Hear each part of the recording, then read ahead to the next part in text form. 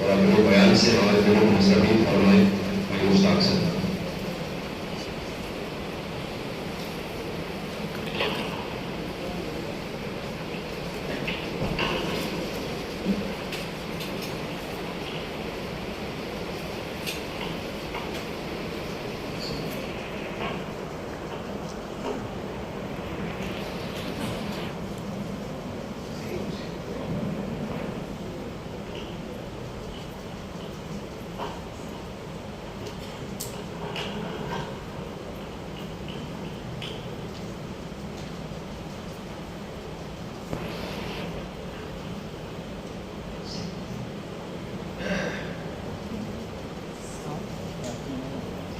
السلام علیکم ورحمۃ اللہ وبرکاتہ.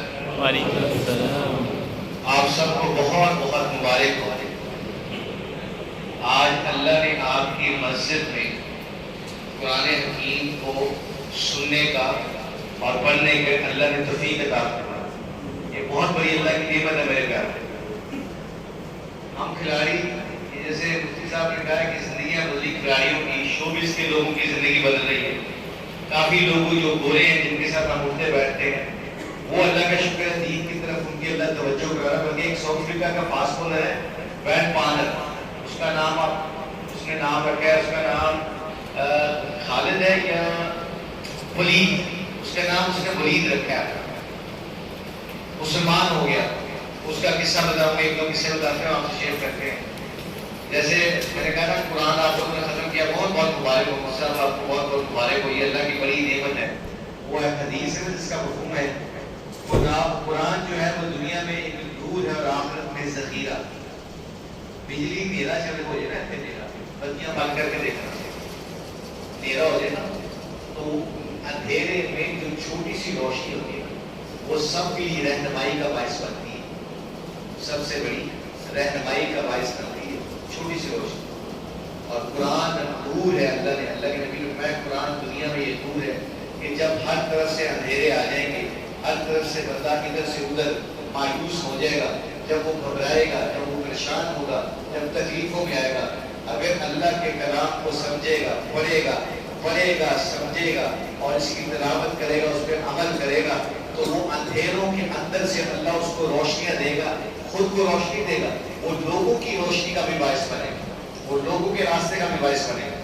اور آخرت میں ذخیرہ ہے. ذخیرہ کا مطلب مجھے سمجھ نہیں آتی ذخیرے کا مطلب.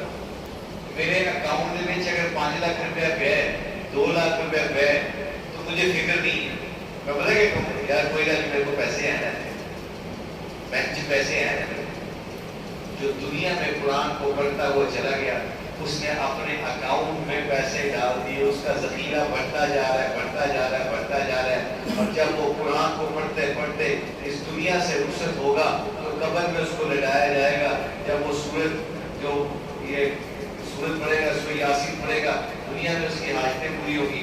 جو سورہ ملک پڑھے گا اس کو کیا کرے گا اللہ جل شان اس کے اوپر قبر کا عذاب نہیں ہونے دیں گے.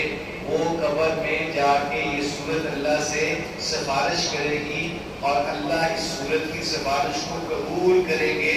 کہیں گے تو تھکا ہوتا تھا، تیری ٹانگوں میں جان نہیں تھی، تو پر مجھے پڑھ کے سوتا تھا. سورت کہے گی یا اللہ یہ مجھے پڑھ کے سوتا تھا بندہ. ہمارے کھلاڑی ماشاءاللہ قرآن اپنے ساتھ لے کے جاتے ہیں ٹوروں کے اوپر. یہ ابھی رضوان نے BSL میں تو میں ملتان سلطان کی کوچنگ کر رہا تھا، تو ملتان سلطان کی کوچنگ میں اس نے 3-4 قرآن رکھے تھے انگلش ورژن انگلش کے ترجمے کے ساتھ، اور ساتھ رکھی تھی حضور صلی اللہ علیہ وسلم کی مبارک زندگی کے بارے میں کتاب انگریزی میں، تاکہ وہ گوروں کو دے سکے، تاکہ گورے قرآن پڑھ سکیں اور گورے اللہ کے نبی کی زندگی کو پڑھ سکیں.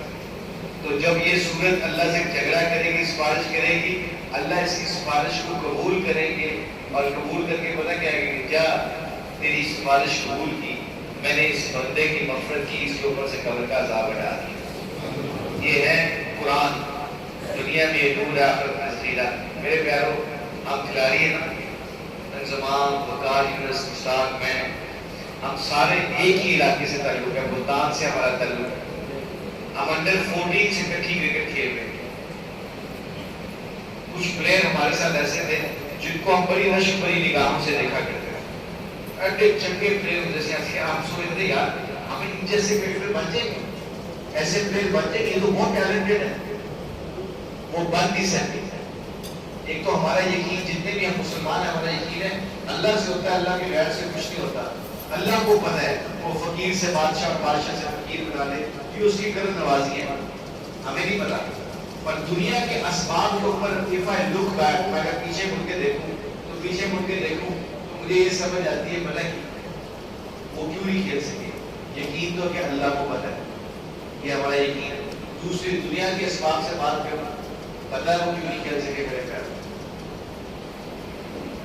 وہ ہمارا کوچ جب ٹیکنیک کی بات کرتا تھا وہ بات کو سننے کا حق ادا نہیں کرتے تھے.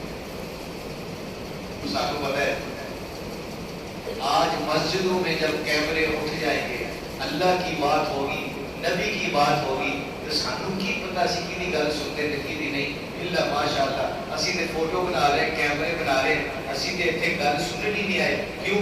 جب سننے کا حق ادا نہیں کریں گے تو سمجھنے کی توفیق اللہ نہیں دیتے.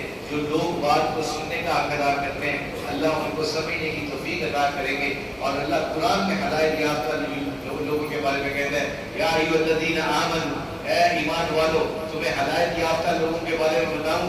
جب ان کے سامنے اللہ اور اللہ کے رسول کی بات ہوتی ہے، جب قرآن کی بات ہوتی ہے، وہ اپنے موبائل باتیں کر لیتے ہیں، اپنی توجہ اس بندے کی طرف کر دیتے ہیں. اور پتہ کیا کہتے ہیں کہ اللہ کیا کہہ رہا ہے، نبی کی بات کیا ہے.